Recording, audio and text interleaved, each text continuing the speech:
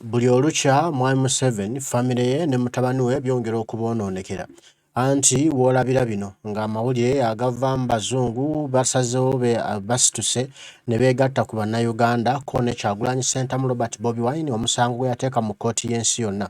Bano batambula nju ku nju nga bagenda bakunga bannaabwe bazungu bannaabwe nga basaba bagende bagumbe ku kitebe ky'ekkooti y'ensi yonna bakigake ekwate mwami Museveni ne mutabani we amangu ddala olw'ebikolobero bye bagamba nti byatuusiza ku bannayuganda omuli okubatta okubatulugunya n'okubakolako ebyambyoni okutyobula eddembe ly'obuntu.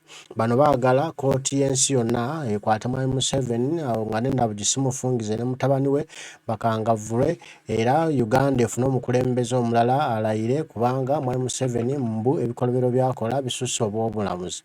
Bano nno baagala ne banka y'ensi yonna teddamu kuwa Uganda ensimbi za buyambi n'akamu era ne IMF teddamu okukwata ensimbi n'ezimu n'eziwa eggwanga lya Uganda kubanga okutuusa mwami Museveni ng'akwatiddwa kkooti y'ensi yonna n'akangavvulwa olwo Uganda bw'efuna omukulembeze omulala bagiwa ensimbi naye nga si mwami Museveni oba mutabani we. Abazungu bano balinnye mu kyoto batabuse bagamba bo tebagenda kussa mukka tebagenda kussa mwoyo baagala mwami Museveni. Omusango omunene gwazizza ku bannayuganda kkooti y'ensi yonna egwanguye yanguye Kyagulanyi gwe yatwalayo mwami Museveni ate asobole okubitebya era bw'abasangibwa ng'obujulizi ddala bumulumika ateekebweko aweebwe ekibonerezo kiri ekisingayo mu nsi yonna okuba ekinene. Bano batandise kaweefube batandikidde mu Europe nga bagenda bafuna bannaabwe era nga bw'obalaba nga babuuza ebibuuzo nga babuulira ebikwata ku Uganda ne mwami Museveni ebikwata ku Kyagulanyi Ssentamu Robert Bobi Wine ebikwata ku bannayuganda nga babasaba babawo obuwagizi babe babawagire basobole okugenda ku kkooti y'ensi yonna bagikake bagyongeremu amaanyi bagyongeremu ebbugumu esobole okukwata ku musango gwa Bobi Wine gwe yawaabayo eri mwami Museveni ne mutabani we ng'obudde bukyali ate mu bannayuganda bafune ku ssuubi era babeere relieved. Kale nsaba otwegatteko n'obwembeefu bw'ekika ekyawaggulu tugende tulabe abazungu bano kaweefube gwe batandise ki ekibapika n'abapika ani ali emabega waabwe Kyagulanyi abatuma oba beetumye bo bokka byonna tugenda kuba tubitegeera. Gwe nsaba otambule mpola mpola nange kale tutandike ebigambo. Human rights, a true autocrat. So I think we should stop that, of course. Yeah. If I was in charge of the whole government, I won't allow it that taxes, what everybody's paying, goes to agenda to torture people. I think the Dutch government should listen to activists more. Because if the Dutch government perpetuates a colonial capitalist system where people are still tortured to this day and he had to flee his country, then they have to take up some responsibility, don't they? What many Dutch people don't know is that 40% of the budget of the Ugandan government comes from donors. So without donor support, the government will immediately collapse. So on Friday, Kakwenza and myself, we're going to meet the Ministry of Foreign Affairs. Do you want us to pass any message to the Ministry of Foreign Affairs? Stop sending money to Uganda. Stop met funding van Uganda voor dit president, want hij is misdadiger, denk ik. Okay, we had some issues with connecting to the right stream, so we're going to show the video again. Okay. Thanks for stopping by in our mini demonstration here with Kakwenza, the writer. With my friend Kakwenza, he is a Ugandan writer, and he even became a famous Ugandan writer because of the gentleman on the left over there, yes, who is the torturer of Kakwenza, my friend Kakwenza here. His father is Museveni. Oh, yeah. He has been in power for 36 years now, and he is responsible for over 7 million African lives being lost in Uganda, in Kenya, and in Congo, for example. Did you know that this is happening with the help of Dutch taxpayers' money? I did not. No idea, never, no. No, I did not know about that. I know there are some NGOs and social enterprises, but not about Museveni getting money from the Dutch government. And were you aware that the taxes money is diverted into those directions? No. No, but I'm not surprised. You're not surprised? No. This is the first time I've heard it. Yes. And the problem is that my friend Kakwenza has personally met Mohozi. He is responsible for the torture of Kakwenza for 30 days. And all that time, well, at least the first 2 weeks, the Netherlands and European Union were totally silent. So the torture was going on. When you hear this, what do you think about it? It surprised me because, well, as you said, the Netherlands has a very good relationship with Uganda. It's some kind of an example of what we call a democracy, but it isn't actually. It is Musevenocracy. He invented his own brand of democracy where he rigs elections, he tortures his dissidents, and he thinks that it is democracy. So it is another brand of democracy invented by himself. It's just a fake democracy, as we call it, just made up. So I don't know how you feel about such taxes from your government to go and fund terrorism in Uganda.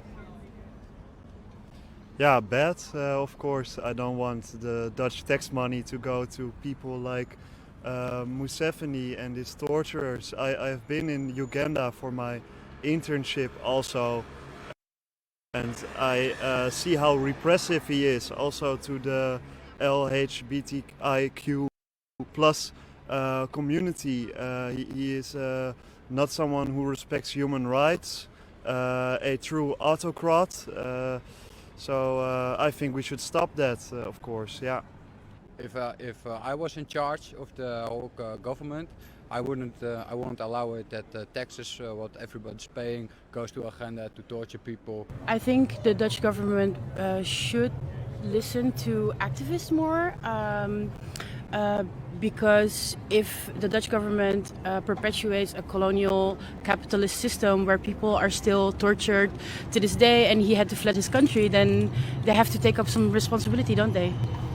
What many Dutch people don't know is that 40% of the budget of the Ugandan government comes from donors. So without donor support, the government will immediately collapse. So on Friday, Kakwenza and myself, we're going to meet the Ministry of Foreign Affairs. Do you want us to pass any message to the Ministry of Foreign Affairs? Stop sending money to Uganda. Stop met funding van Uganda voor dit president, want hij is misdadiger, denk ik, of een dictator. Yeah, stop with funding a criminal. Oh, thank you so much for this interview. It's not only Uganda, it's also West Papua, it's also like so many other countries, and I think that the Dutch government should be held accountable for what they do. Also with big companies like Shell, Unilever, Total invests in Uganda a lot. Yeah, they should be held responsible because this is taxpayers' paradise, so let's make it a paradise for the working class. Mm-hmm.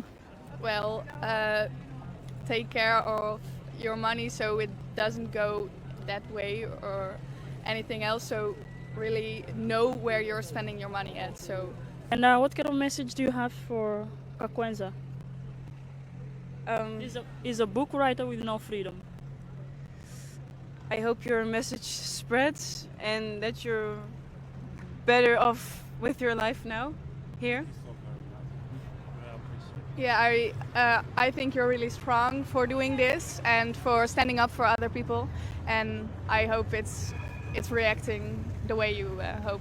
So. Thank you so much. What did he ask? Keep fighting, right? Oh, thank you so very much. Yes. Yes. So you need to pressurize your government. That is the only thing we want, because the money that comes from here is giving wings to the dictatorship. So without the money is nothing. Well, I said to him, raise your fist and stand up against your government and stand strong with everybody you have there and take charge of your own country again. Yes. Obubaka ndamubufunye mubutegedde bulungi mubulabye. abazungu bo bamaze okuva mu era busedda ebintu bakitadde ku ddala baagala mwami nti wali kuddamu kumuwa nsimbi n'emu 100 wadde ate baagala akwatibwe asibwe kkooti y'ensi yonna emisango emusingiso muguleko emisango emuwe ekibonerezo baagala kulaba Uganda ng'erina omukulembeze omulala bagamba mwami Museveni ebikolobero byakoze binene era takyagwanira kuba mukulembeze wa ggwanga Uganda. Abazungu nno batuukiddwa okusitukiramu kivudde ku musango gwa Kyagulanyi Ssentamu Robert Bobi Wine gwe yateeka mu kkooti y'ensi yonna era jjo lyabalamu wano kkooti y'ensi yonna oluvannyuma lw'emyaka 2 nga Kyagulanyi agwabye yakkiriza nti omusango guno gulina obujulizi obw'enkukunala era gusaanidde okunoonyerezebwa Museveni mutaani we bakangavvule. Bano bagamba nti obujulizi obuweereddwa abantu ab'e215 bumalira ddala era bwoleka ekifaananyi ekyangu nnyo ekyokungulu ekiri munda mu ggwanga lya Uganda. N'olwekyo baagala bo kaweefube oba kkooti y'ensi yonna ya ICC yanguyirizeeko ku misango gino mwami Museveni ate kasobole okumujjuutuka. Ebigambo nno byajjanga byakusa naye ebintu biyinza okuvaamu kinene mwami Museveni nawunya nga teyakisuubira akirabako mu lifetime. Asuubira nti wano kijja kumutukako mu lifetime ye ng'alowooza nti n'ebintu byatereera gy'ali buli kimu yakikugira yakitereeza kitambula ate n'agenda akirabako nga Kyagulanyi bwe yagamba nti mujja kulaba one day nga mwami Museveni bamukuba ejjeeke. Ayinza okukirabako mwami Museveni nga bamukuba ejjeeke ng'alaba ate nga takyagala mubwe. Kati nno bannayuganda bwabagamba nti atalina mukamwana yeekamwana yekka naye ate bw'ofuna akaabirako osembera n'okaabira ddala. Kati babanga abazungu bavuddeyo okubataasa oba okubalwako bannayuganda mukola ki? Olabye abasajja batambula nnyumba ku nnyumba basseeyo ne kakwenza gy'abadde ne bamugamba gw'omu ku ba witness mu kkooti y'ensi yonna abalaga mwami Museveni engeri gy'akutulugunyaamu. Kati obanga gwe oli witness twagala tutambule naawe ku nguudo enjawulo nga tugenda tubuulira bannansi tugenda tubuulira abantu obuzibu obwakutuukako Museveni bwe yakutuusaako ebikolobero bye yakukolako ensi etegeere era twagala banka y'ensi yonna IMF tebaddamu nsimbi zaamwe wa musolo mu mawanga g'aba Europe mu mawanga g'abazungu ate bazitwala e Uganda okuziba mwami Museveni agenda ozikozesa ebye otulugunya bannansi mpozi ate n'okwenywereza mu ntebe. Ebigambo nno biraka bwe bituuse kati bizitoyezitoyemu mwami Museveni ebintu biraka bigenda bimwefuulira ddala. Bannayuganda bali ready bajja kukola buli kimu okulaba mwami Museveni bamujja mu ntebe. Ne Kyagulanyi alemezaamu eri mu Amerika gy'ali amaanyi ayongeddamu ag'enjawulo agamba tagenda kujja kigere ku muliro agenda kugulinnya paka nga gye mwami Museveni mu ntebe. Bannayuganda bo batandise okufuna akamwenyumwenyu balabye ebintu bino ne bagamba nti awo neera kale tugenda kufuna ebubi tomanya one day mwami Museveni agenda kugibwa mu ntebe ate Kyagulanyi Ssentamu Robert Bobi Wine agituulemu.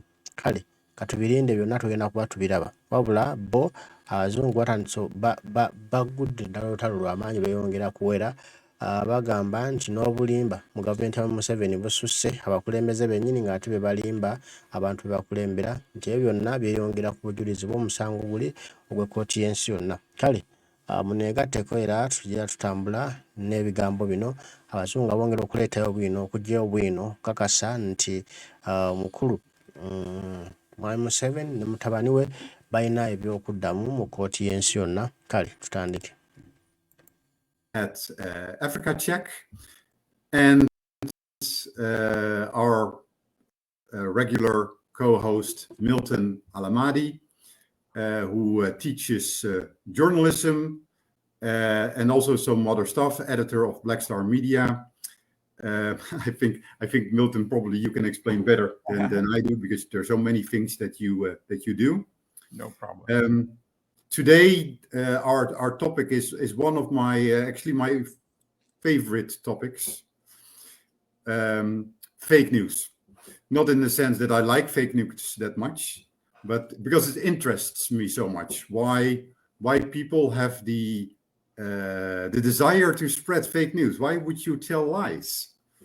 And it's not just that the lies are being told by the bad guys. I mean, that makes sense that bad guys tell lies, but even the good guys, they spread lies. Why would you tell lies if you have the truth on your side? So that is a very complicated thing, of course. So yeah, so Keegan, I want to start. I want to start with you. You are part of Africa Check. Tell us what is Africa Check about? So Africa Check is a fact-checking organization. We are the first independent fact-checking organization in Africa. And that means that our work is all about spotting false information. We fact-check anything in the public domain. So some of that is the kinds of false information that people are probably most familiar with, like claims on Facebook or things that get shared on WhatsApp or other social media platforms. And then some of that is about sort of keeping up with what's in the news and what politicians are saying and other important claims that are being shared and made around Africa, but in particular the countries that we work in. We have offices in South Africa, where I'm based, in Senegal, in Nigeria, and in Kenya.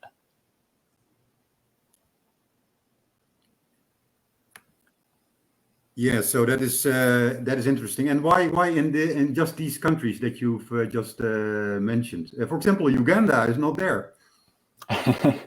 That's right. There's a couple of reasons for that, and mostly it's about where we had the opportunity to set up when we did set up. You know, it's about having the space to operate out of and the connections and things. And also because since Africa Check was founded, there have been a number of other fact-checking organizations or journalism organizations that have gotten into fact-checking that have sprung up around Africa. And often it is sort of a much more effective use of resources to work with other organizations and support them rather than try and, you know, found a new Africa Check office somewhere. And so now we try and work with as many people as we can, or collaborate with other fact checkers across Africa. But we focus on the places that we got to first and where we were able to set up offices when we could. Yeah, so which would you say are the other important fact checkers in Africa? I think I'm not sure who is part of the IFC and the International Fact-Checking Network's verified signatories. I know at the very least that there are some big organizations. So AFP has a fact-checking arm, and they cover a lot of countries in Africa. And then there's a couple of others that I can think of, like PesaCheck and Dubawa, who are quite recognizable names and quite well known. But there's also a lot of very small organizations or new organizations that have come up because I think over the past sort of 10 years or so, fact-checking has become very popular and the need for fact-checking has become very obvious. And so a lot of very small groups are springing up, and you'll find that there's a lot of organizations that have appeared in those 10 years around Africa. Yeah, so indeed, PesaCheck is known because they also do fact checks in Uganda, and that also shows how difficult fact checking actually is, because one of the subjects that we're going to be discussing is the various sources for disinformation. And then obviously we have disinformation simply coming from the general public. But very interesting is obviously disinformation coming from the authorities. And that is actually one of the subjects that is on today. I don't know, Keegan, how familiar you are with the Ugandan situation. Yeah, so obviously you have heard about the president Museveni. Now, we don't call him president; we call him dictator, right, Milton? I certainly do.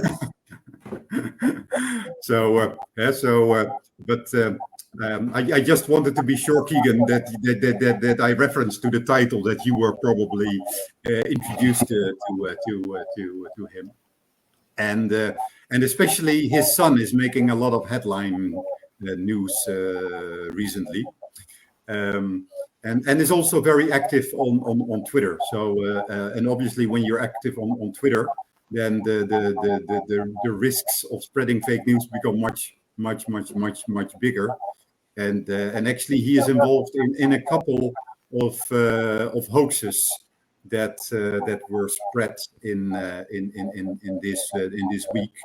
Now, before we jump into one of these hoaxes that you with Africa Check have analyzed, Milton, yeah, you are teaching fake news. Is that a correct summary of what you're doing, or should I describe it in a better way? No, I mean, of course, detecting false information is very critical to every journalist. So when I, as part of my teaching, I teach, as you noted, African history at John Jay College as an adjunct assistant professor, and at Columbia University, I teach journalism also as an adjunct assistant professor. And, you know, fortunately here, for at least in the US, there's sites that also help, very similar to some of these sites that are now being developed in African countries. So for example, Snopes, which I'm sure you're familiar with as well, do a very good job in exposing fake news. So normally by the time a controversial issue builds up, they are ahead of the game. So it's very easy to check on something that could be confusing in other parts of the world, including in African countries. But I also say this briefly for anybody who's listening to us right now, who's serious in terms of wanting to determine what is fake news and what is not. Of course, it depends on the level of your susceptibility and your bias, right? So for example, if you totally oppose a particular government in an African country, you know, many people, when they see something being tweeted or posted on Facebook, and if it conforms with their bias, you know, they're going to share it immediately. And that is wrong. Particularly, I've also found people that are supposed to be credible, right? Learned people, people in significant positions, tweeting something that if you took just a few minutes to check, you would be able to tell is obviously completely false, right? If you see somebody sharing information that a senior government official is dead, right? Most likely that would be reported on other media outlets as well, including the government publication itself. So if you're listening to me say this, I urge you check first, regardless of how biased you are, regardless of how ill you wish that government official, you know, maybe you have been praying for him or her to go. But once you retweet something and share it, it reflects very badly on you as well. I say this because I've had people who should know better, people who actually teach, who have sent me information about people who are supposedly dead. And in one case, the name of that official was wrong. And this person who has, you know, an advanced degree forwarded me this information. So to me, this bias and inclination affects not only ordinary people, but even educated people who should know better. So I urge everybody listening, do the basic check. You know, if the article has a lot of misspelled names, grammatical errors, you should be able to tell, regardless of how appetizing the headline is, you know, whether it meets your prayers that, yes, this person is finally gone. No, read the complete article, look at the spellings, look at the people who are quoted or not quoted. If nobody's being quoted, most likely it's fake. Look at the source of the original source of that information. Does it have a reputation of sharing false information? If that is the case, then of course you rule it out. This is most likely false as well. But this does not mean that credible news outlets do not also share fake news, because I have realized that even major outlets have individuals, because these organizations are people by individuals, right? So these individuals may have biases too. It could be individual bias or institutional bias. So let me give you one example. During the conflict in Libya, once NATO started the attack, many credible, supposedly credible news outlets started reporting that Gaddafi had already fled. This was 1 or 2 weeks after the conflict started. This was, of course, conforming to their bias, and they may have been lied to by US intelligence sources, and they jumped on it. Why? Because they wanted Gaddafi removed immediately. They did not bother to do their homework, to verify, to check, and it turned out that Gaddafi actually never left Libya. As we all know, he was there till the very end, and he was killed in Libya. So these are some of the basic points that I would like to share with people. And even the most disappointing thing is that nobody is not aware that I am very much opposed to the Yoweri Museveni dictatorship in Uganda that's been there for 36 years, committed perhaps I would say the worst human rights violations by any African dictator in history, in modern contemporary Africa. But even when I get information that is very critical of the government, I still do the standard, basic, journalistic due diligence. So I know many opposition members or sympathizers in Uganda, even the ones who should know better, also have a tendency of sharing false information. And that does not reflect well on the opposition, because in the future, if you have credible, truthful information to share about the opposition party, it could be tarnished, because now you've raised credibility, doubts about your own credibility by having a pattern of sharing fake news. So this message should go out to everybody who consider themselves to be a part of responsible opposition in Uganda and in any African country generally. A good example of this, Milton, is obviously the fake tweet by Muhoozi that he supposedly tweeted about Kakwenza, which was never the case. And that tweet even ended up in court because the lawyer of Kakwenza wasn't aware that this tweet was fake. And so he submitted it as evidence, which was obviously feeding the NRM trolls, because there was no way they could deny the torture that had happened to Kakwenza. It was obvious to everybody who has seen his back how obviously tortured he was. And if then there's such a tweet that is fake, that can just ruin your whole story. So that is a good example of how spreading fake news can backfire. And the other thing that I recognized in your story, Milton, is that one of the main things indeed I see with fake news is that people they see something that confirms their bias. Right. And I see that with Ugandan opposition. So, for example, that fake tweet, but it confirmed their bias that Muhoozi is an unstable person, which he is. I mean, that's just a matter of fact. He is an unstable person. that doesn't mean he posts an unstable tweet every day. Right. And since there are websites where you can just create fake tweets, it's very easy to just make up something, and this is shared.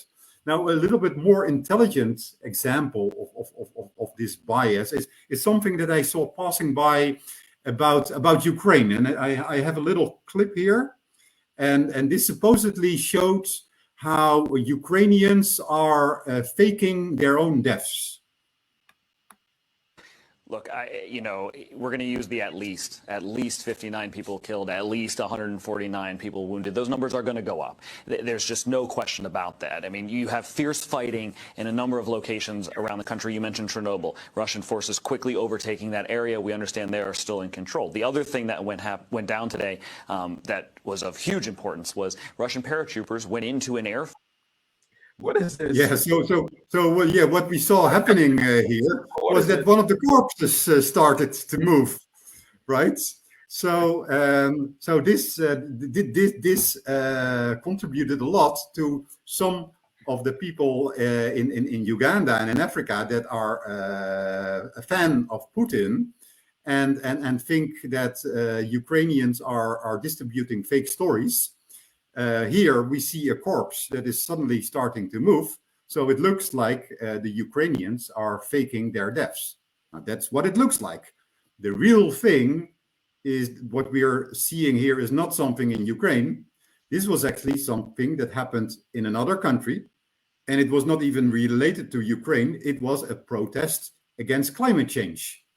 And to symbolize the enormous effect of climate change, very effectively, they had put some fake corpses just to indicate how bad climate change is. Right. And obviously, people were alive playing those corpses. So these smart guys, they took a video from that demonstration, and then on top of that, put some Ukrainian audio that it looked like it was actually happening in Ukraine.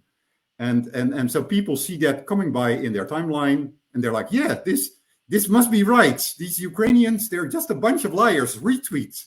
Right. And that's how things go viral.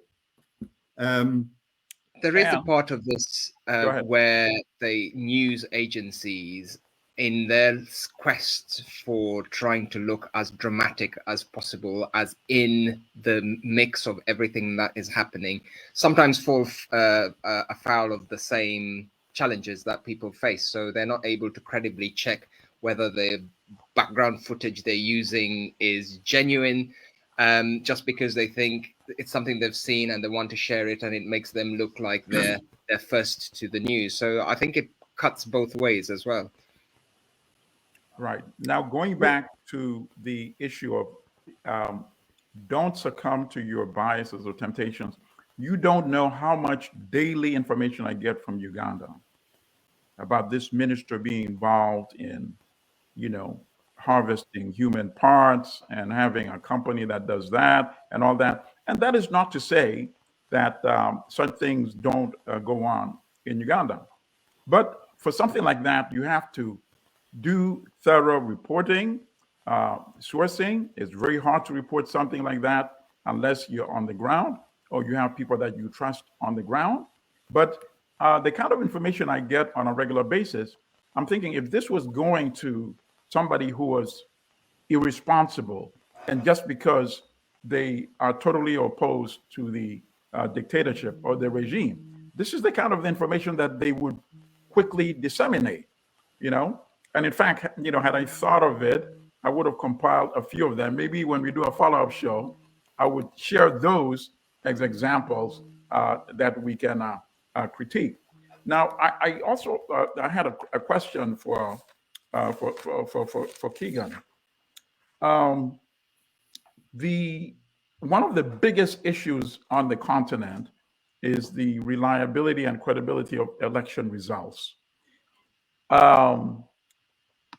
How much work did your organization do in terms of the Ugandan elections, in terms of verifying the purported results, official results announced by the government. That's the number one. And then number two, as you know, Kenya's election is also coming up in August. How are you setting up to deal with that? As you know, Kenya has also had a record checked other fact checkers. Or that would that look a bit too much of internal civil wars? Well, those are really interesting, but I'll get to them in the order that you asked them. As for the Ugandan election results, so one of the differences that makes the differences between fact-checking and journalism that makes fact-checking a bit more tricky is that we can't rely on any information that isn't publicly available. So, for example, a journalist could quote an anonymous source or, a report that hasn't been released to the public yet or something like that. Ideally, what we do, whatever process we follow, should be a process that anyone who reads our reports can follow the same thing and read all the sources we quote and, find out who all our experts are and things like that. As a result, it makes it quite difficult to challenge something like an official election result, because we can't, say, do investigative journalism to look for something that hasn't been publicly released. And so when it comes to elections, we don't tend to look into things like, is the official result valid? But we'll look into reporting and claims made surrounding the election. So, for instance, South Africa just had a major election last year, and in the time leading up to and just after the election, we were dealing with claims like boxes of ballots, of election ballots, have been delivered already filled in to the, before voting day, and claims about, different parties trying to influence the vote and things like that. And we can look into that sort of thing. But unfortunately, the limitations of what fact-checking requires means that if there's, say, an untrustworthy organization that ratifies the results, we can't really question them unless someone else first publishes better information. And so as a result, we'll sort of look at what has been published, and if people are making obviously false claims about an election result, then we'll look into that. But it's hard to challenge a government released result, or an officially ratified result, without some other reporting or some other data on that. One thing I want to say about this, Keegan, is that PESA check, they did actually look into the elections in Uganda. 2001 election, 2006 election, 2011 election, and 2016 election. And I compliment them very much for the fact that they analyzed those elections, and they came to the conclusions that all of those elections were frauded. And I found that very, very powerful. Now, obviously, it goes a little bit further to say what would have been the correct results. But the fact that they're simply saying that there were actually no fair elections going on, I think that is just that's enough for a fact checker. I think. Yes. I think just to answer your first question, because Milton, you had a really a big line of questions. So, Keegan, do you know which question to continue? I think next up was asking about Kenya's election is coming up later this year. And because it's one of the countries where we have an office, we are obviously focusing very, very hard on that. Claims like ballots are being delivered pre-filled in, and we'll be focusing on those sorts of things to prevent them from getting out and spreading further when the election actually happens. And the fact checkers and things. Right. But we are more careful about that because a lot of fact-checking organizations subscribe to the IFCN's Code of Principles. We would only really want to step in where they're not following that code. Hopefully, if they are following it, then there's going to be nothing to step in and do. We're not going to have a job to do. But obviously, if they're breaking that, then it's an issue that goes beyond just correcting them on one fact check. It's an issue for the IFCN to discuss whether their members are obeying the principles that they signed themselves to. Oh, so the IFC Yes. can actually intervene and issue like disassociate themselves from. Yeah, they can certainly remove their association. And the IFCN signatory is a very useful thing. It does have, and maybe you can take my word with a bit of salt because Africa Check is an IFCN signatory. Understood. But it should be a stamp that says that this organization is credible. They've promised to follow certain principles in their work, and that they are a good source of information because they follow a certain process. So if a certain fact checker consistently has quote unquote fact checks that basically endorse what seems to be false and develops a pattern, can members of the public complain to the IFCN? I believe you can. I don't know if they have just sort of like a big reporting button or something on the website, but you Let can me certainly comment to that. Okay. because I actually have a complaint running with IFCN. And I see. Yes, that's why I also put this screenshot up. So let me give a little bit of context here, because obviously you're just looking at some document and probably have no clue what it is. So what you're looking at is what they call a declaration of results form. So Uganda, during the elections last year, there were about 36,000 polling stations. Results saying, hello, electoral. Published this in their weekly magazine.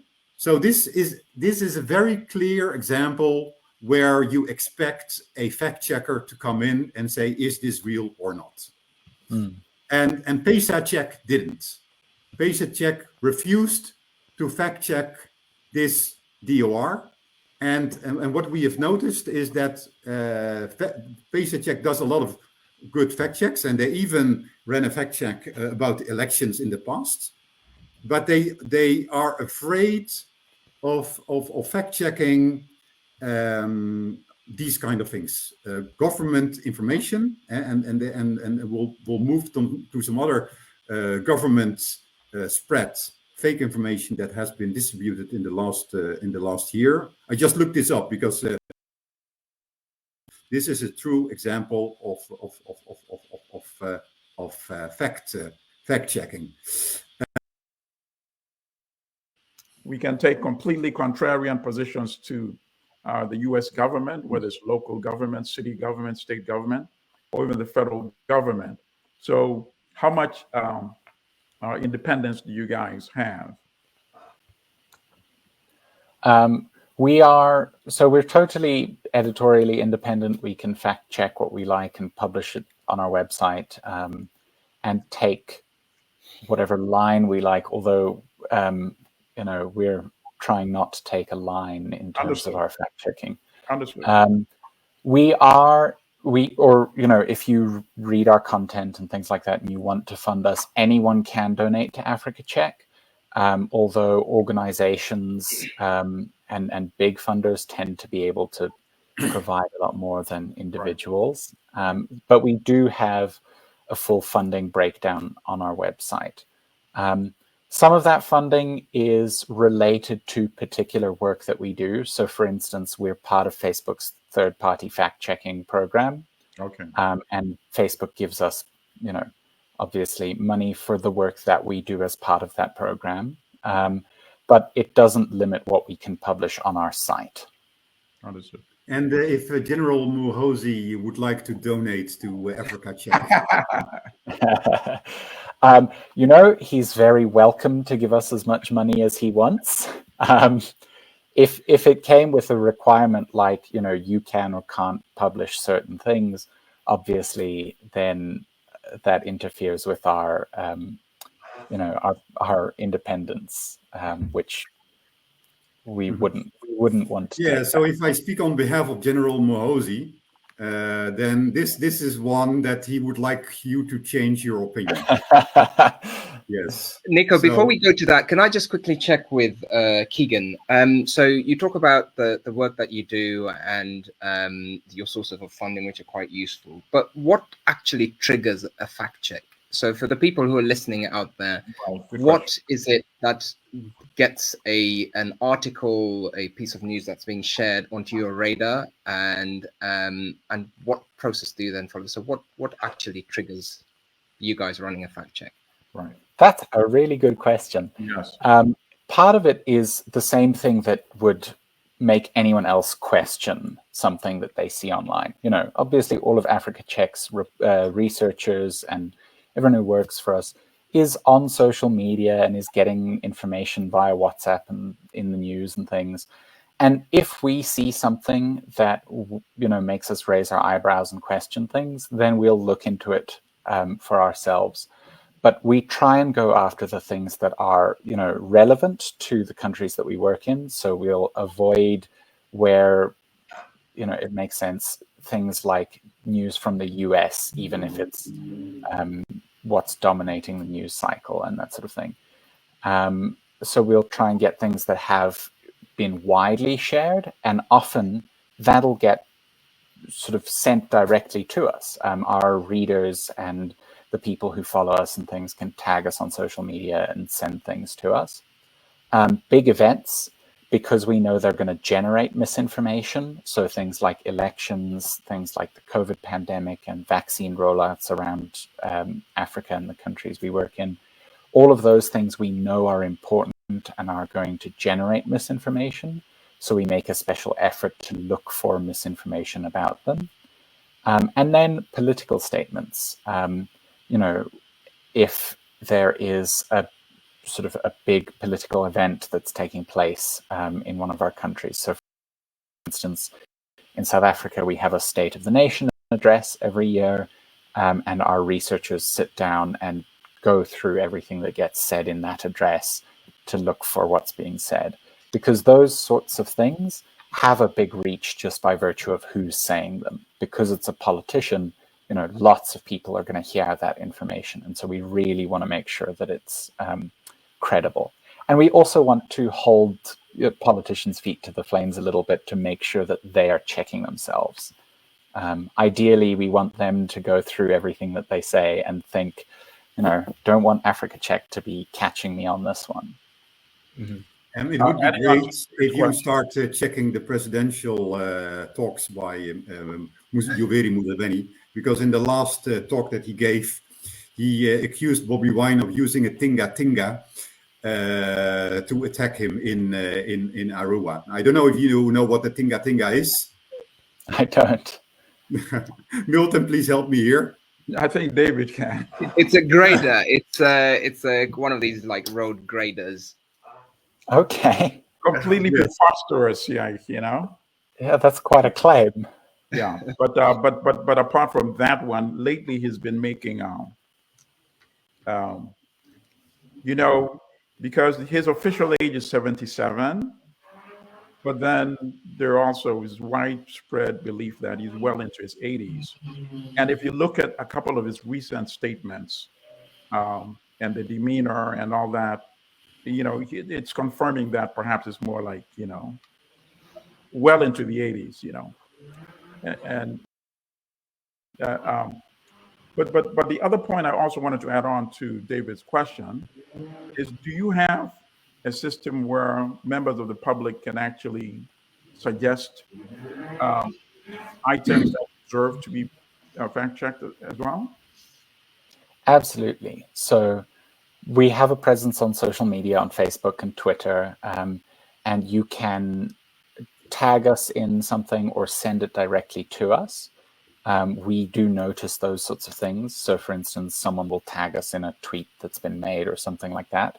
But you can also go directly to our website and send us an email via our contact form. Or, you know, we have other projects, like we have a WhatsApp line that we use to distribute a podcast like The Continent that you mentioned earlier is distributed over WhatsApp. We have a podcast that we distribute, and sometimes our listeners on WhatsApp will send us things there and things like that. And however it comes to us, it's something that we look at and evaluate whether it's you know, worth fact checking. Obviously, some things that get sent to us we don't go after. We might not fact check a claim because we decide that it is getting too little traction. It's not being shared widely enough, and we don't want to boost the you know, the image of whoever is sharing it and saying it. Or maybe because it's just not relevant enough. Like I said, you know, if someone sends us a claim about US politics, we don't relevant to our audience unless it's getting really widely shared in Africa. Yeah, for example, now with the Russia and Ukraine crisis. Yeah. Absolutely, yeah. So if we would start sharing with you Ugandan examples of fake news, would they also, would you have the capability of fact-checking those? I would say that sort of fact checkers based in Uganda are more likely to consider them relevant to their audience. But certainly the biggest claims, if you tag us on Twitter or you know, send them to us via our email line, those are things that we'd likely look into. And one thing I want to connect to here is that actually being on the ground may actually be a disadvantage. Actually, that was the same question I was going to pose. Oh, okay, so you go ahead, Milton. The safety of the fact checkers, because in Uganda, actually journalists get text messages or phone calls from people that, you know, identify that they're with the state, and then they hang up and they say, for your own health or for your life, your family's safety, you know, stop pursuing that issue. I don't know if the fact checkers are subjected to similar threats. For journalists, I have had, it's very interesting. I had one of my writers in Uganda, you know, a brilliant guy, and he now writes for a major news organization. And I think it's because, you know, they are very high profile and they can provide him with the security that he would need to continue functioning in Uganda. But he had turned out to be one of my best writers ever. This is many years ago. And then one day he sent me an email and he said, for my own safety, I can no longer write for you. I said, wow. And obviously, you know, I'm very concerned about the safety of my writers, so I didn't pursue it any further. Yeah, but then there are many others who sent me the information, and it's now widely reported, what I just told you in terms of the threats that they get. And then also in terms of Kakwenza, whom I'm sure you're now very familiar with. When I interviewed him on my radio show 2 weeks ago, he told me that when he was being tortured, one of the questions they kept asking him was, how does he know me?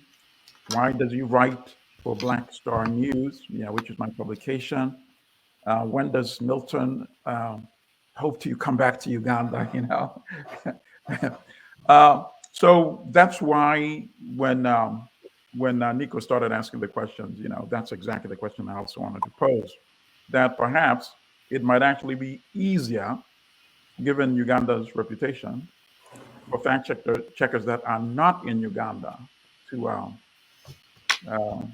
be on top of issues that need to be fact checked in Uganda. That certainly might be the case. I'm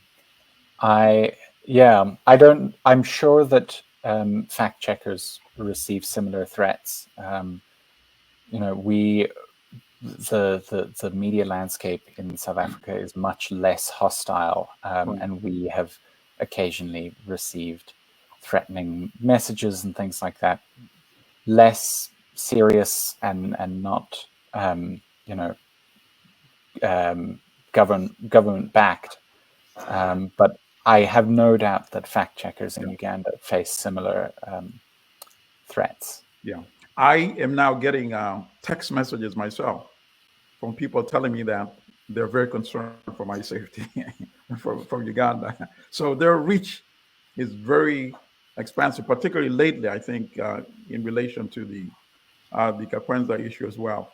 I got a very interesting phone call from a longtime Ugandan friend of mine this weekend who said, somebody called him from Uganda, said, "Oh, I'm your relative."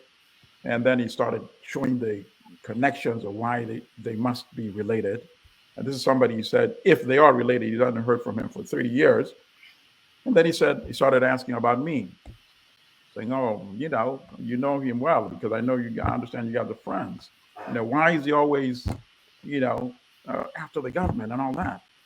And he said, "Listen, why don't you call him and speak with him directly?" And then, now you can tell they're trying to create a disinformation campaign. So then he started asking him questions like, "Oh, is he married? Do you know if he has children?"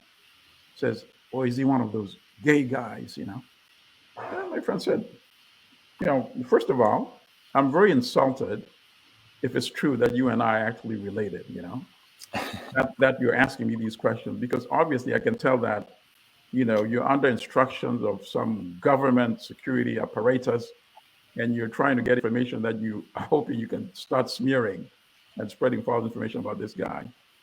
So even though we're related, please don't ever call me again, hung up." So I just give this as, if they're trying to reach all the way here in the US, the people in Uganda must, I imagine, be under a lot of pressure as well. So that's something I think that's worth considering, Absolutely. How do we go about? So you mentioned something, Keegan. This is for you. You mentioned that you generally focus on the question around what triggers a fact check. You mentioned that you generally focus on events and things that are happening in the countries you're based in. From the conversation you've had this evening, it's evident that there's a hotbed of fake news in a country called Uganda. How do we get Uganda's profile raised so that even if you're not working out of Uganda, if I got you right, Africa Check is not in Uganda, how do we get the profile of the fake news coming out of Uganda raised so much so that it is verified and people are able to see that is fake and it's been checked by you guys? Apart from the submissions, what can we do to raise the profile of a country that has been under a dictatorial regime for X number of years, 36 years, creating all this amount of fake news? That's a good question. I think that to some extent, there are events that are going to be higher profile just by their nature. So something like elections, and even things like the pandemic, things like COVID-related misinformation, because it is so applicable across the continent, and in the case where a government source shares COVID-related misinformation, people are going to look to other countries for that kind of information. Those sorts of events are going to just by their nature raise the profile of a particular country, or make it more relevant to people in other countries and in other contexts. And so I think that those are cases where, without having to do anything, Uganda is more relevant. So elections and other big events. I think that in terms of what you can do to raise a profile, that's quite difficult. It's very hard to make an event more newsworthy outside of a particular country or a particular context. And I think that one of the ways that if you're just looking for, say, assistance from other organizations and journalists and fact checkers and things, is for individual journalists and organizations to reach out. We have in the past collaborated with sort of other fact checkers and other fact checking organizations and things like that across the continent. And we have occasionally reached out to our partners in other countries to get help on different things. But it's very hard outside of those cases where you're saying, I'm reaching out for help with a specific claim, to sort of broadly raise the profile. I think that isn't really something I could help.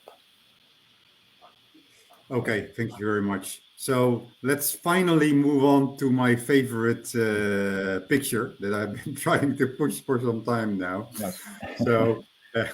So this is a photo that was tweeted by Muhozi. It was actually the first indication that the Ugandan government supported Putin. Obviously, we suspected it would be like that because Uganda is a dictatorship themselves, and there's nothing more that a dictator respects than another dictator. So when Muhozi posted this picture, claiming that this is Putin in 1973, when he was during a Tanzanian training of a number of people involved in the resistance there, then that was obviously a good moment to start thinking about whether this photo was actually accurate. Now, Kagan, I want to ask you if you can tell us about the fact check that you did, and Milton, I would like you, because you are here the professor on African history, so I'm pretty sure that the supposed names of resistance fighters that are supposedly here are people that you know very well. So please take it away, Keegan. Okay, so this was a really interesting claim that we saw, and like you say, it was quite a viral one. We saw it all over the place, all over Twitter and things like that, and people were sending it to us, dozens of times. And for anyone who might be watching, a quick recap is that the claim is this photo was taken in 1973. It's supposedly taken in Tanzania, and it shows that man with the red arrow pointing to him is supposedly Putin training Frelimo resistance fighters. Samora Machel is the man in the middle there, or is supposed to be. And Emerson Mnangagwa, the current Zimbabwean president, is the yellow arrow is pointing to him. And this is quite a tricky one to fact check, because we couldn't just sort of look up sort of some keywords or look for it being reported in other news sites and things like that, because it's a historical photo. And so it's quite difficult to verify each identity of each person there. And we looked through it, and most of the work involved consulting experts, consulting historians and people who know, for instance, what the Soviet, the various Soviet military agencies were doing at the time, people who know what, the Frelimo resistance fighters, what Samora Machel and others were doing at the time, and trying to fit all the events into a timeline. It turns out, to just spoil the end, that while that is Samora Machel in the middle there, none of the other information is true. It wasn't taken in 1973. That's definitely not Putin. That's I don't know if we confirmed whether that was Mnangagwa at the time that it was taken. I don't believe it was. And the context is wrong. It's not, the KGB training resistance fighters. But the process of getting there is quite complicated, because we have to check each of those pieces of information separately. The important thing is that Putin in the photo. That's incorrect. The experts that we spoke to all told us that no, Putin wasn't in Tanzania. In 1973, Putin was in university in Russia. But he never visited Tanzania. When he joined the KGB, he was never stationed in Africa. He was stationed in Eastern Europe, I think particularly in East Germany. And there's no evidence that he ever visited. The timing for Mnangagwa being there, it doesn't make sense for it to be 1973 because he would have been in prison in that year. And so it doesn't make sense that he would be out walking around next to Samora Machel. And so things just sort of don't quite match up with a representative from Russia. Wouldn't necessarily have been from the KGB and certainly wouldn't have been Putin from the other context that we have. But not training resistance fighters or anything like that. They're, according to this expert that we spoke to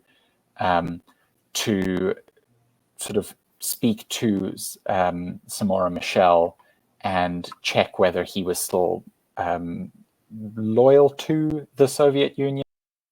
He had met with Reagan the year previously, and so there were some doubts as to whether he was perhaps siding with the US there, and that is what the context was. But you can hear it takes a lot of different layers of information to get to that point, and throughout that time, we're relying on experts and other people to bring their knowledge to the table. Yeah, so before you run your very good fact check, I ran my own fact check, and so how I started was doing a reverse image search for this image, and actually it's not just 1973 that I came across. The first one I came across was actually 1963. Oh, goodness! And that made my fact check even easier. About 5 years old. Exactly. He was born in 1952, so he would have been 11 years old. So it was quite obvious that couldn't have been the case. And then the other thing, and Milton, please fill me in here, but in Mozambique they speak Portuguese. Is that correct? Yes. Yeah. So and Putin is known for speaking German well. So it just doesn't make sense to send someone to Mozambique that speaks German, where I'm pretty sure that in Mozambique they don't speak Russian, they don't speak German, and Putin's English is not that good either. So, and like you were saying, he was a law student. So law students typically don't put on military attire. And if you actually really take a look from a neutral point of view, it could just be any white man. Right, that's the only thing that you can say, that he is probably white. So I mean, yeah. So this is really a great way of fantasizing Putin into African history, don't you think, Alan Madi? Well, actually, they picked a good resemblance. They picked somebody who I would pick if I wanted to create a fake posting like this, in terms of that allegedly being put in. That is definitely Samora Machel. Gambo ndowooza mubiwulira muzifuna bulungi.